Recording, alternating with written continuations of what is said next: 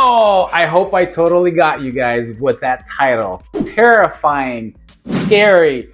That is exactly what happens right now in the media, guys. They get you with these scary titles. Their job is to freak you out.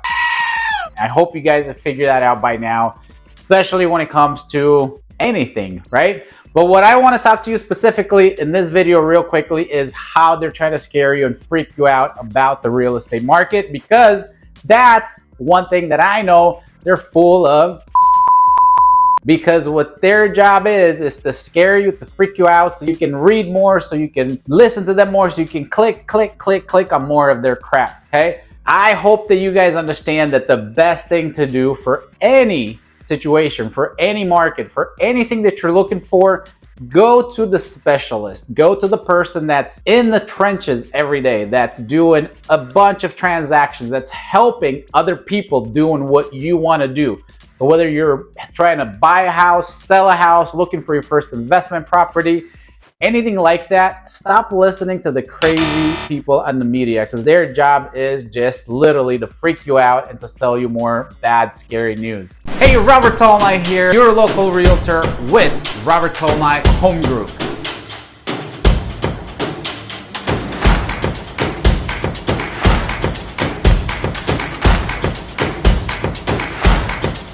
My job is to find out the truth, to find out the information, the exact data that will help you make a better decision for you and your family when it comes to real estate. And that's all I've been doing, guys, for years.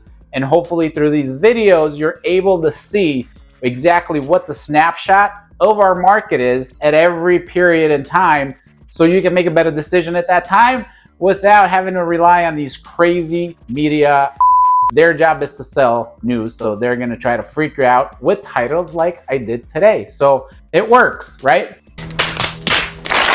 So let's step right into it, though. I don't want to waste too much time talking about how bad their strategy is. I want to be able to give you the information that you need to help you. What are the questions? How is the market today? The market is tough, right? It's not as strong as it was in the past.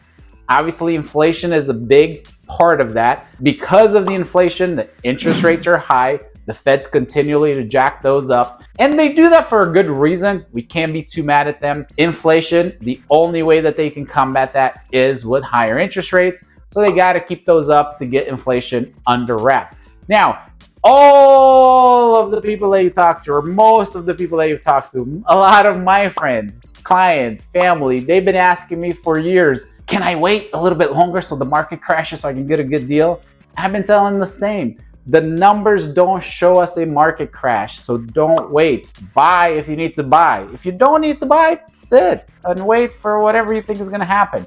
But if you need to buy a home, especially if you're renting, for crying out loud, think about these people that have been asking me this for the last 7, 6, 5, 4, 3 years.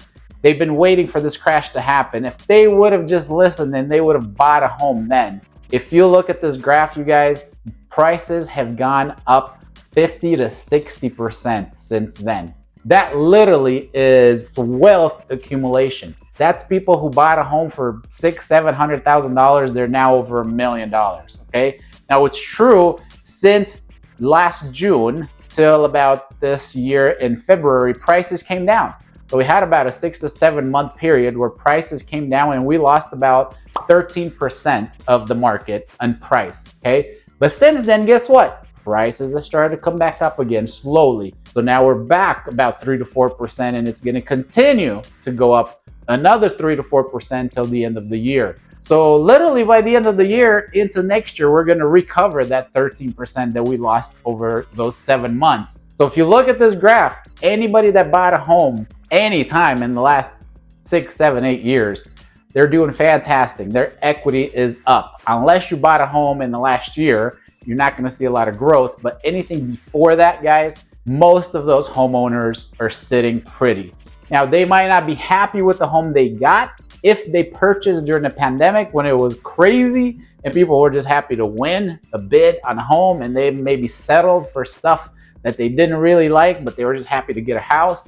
That's possible. But everybody who got a home before that are probably super happy with the home they got, the price they got, and especially the interest rate they got. So should you buy a house right now? Yes, if you need to buy a house. If you're renting, buy a house. If you need to upsize or downsize, or if you're moving from out of state and you need to buy a house, buy a house. Yes, interest rates are high.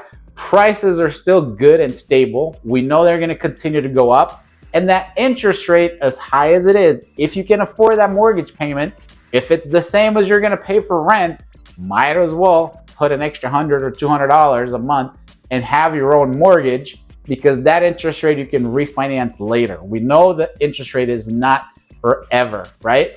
It's gonna come back down. Whether it's gonna take 6 months, a year, 2 years, we don't know, because only the Fed can make that decision, and hopefully they'll get inflation under wraps and they'll lower that interest rate.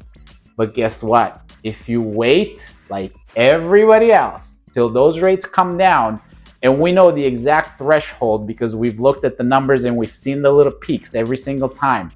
The minute the interest rate goes below 6%, you guys, market is gonna go bananas. So if you wait for that moment where everybody's gonna come back on the market, you're going to hate it, okay? It's gonna suck as a buyer, just like it did for that year and a half during the pandemic. So if you're a buyer, I would highly recommend that you at least take a look at the option, at the opportunity to buy now before everybody's gonna come back on the market, okay? The rates will go back down, yes, but the price will be higher and you'll have to bid crazy amounts again and fight with 10 buyers for one house like we did during the pandemic, okay?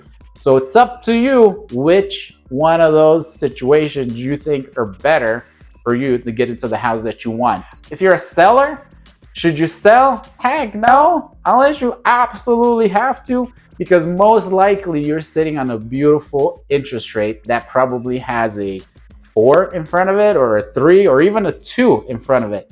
So if you have an interest rate that low, why in the heck would you trade that for a higher interest rate, right? Unless some crazy circumstances that you absolutely have to do it, you got to do what you got to do. But myself, as a realtor who would make money if my clients would sell their home, I tell them not to sell their home, okay? I'd rather not make that commission and make the best decision for them.